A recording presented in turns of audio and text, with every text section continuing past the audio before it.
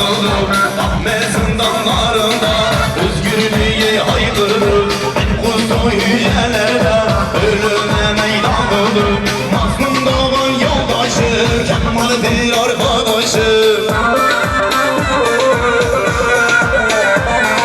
Mazlum doğan yoldaşım, İbrahim arkadaşım.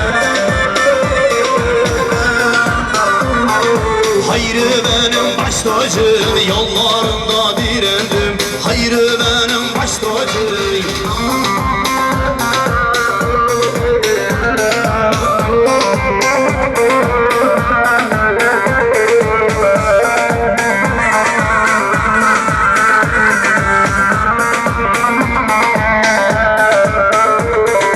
Ateşlerde yakılıp sürgünle kat edildik.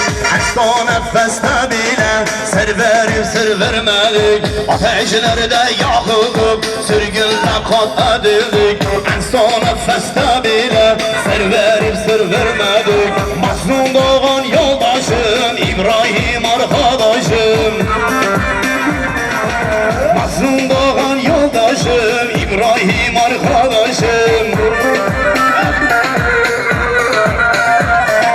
Hayrı benim baş tacım, yollarında direndim. Hayrı benim baş tacım, yollarında direndim. Hamcı ha!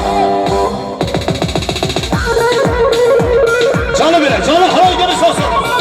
Hay maşallah, hay hay!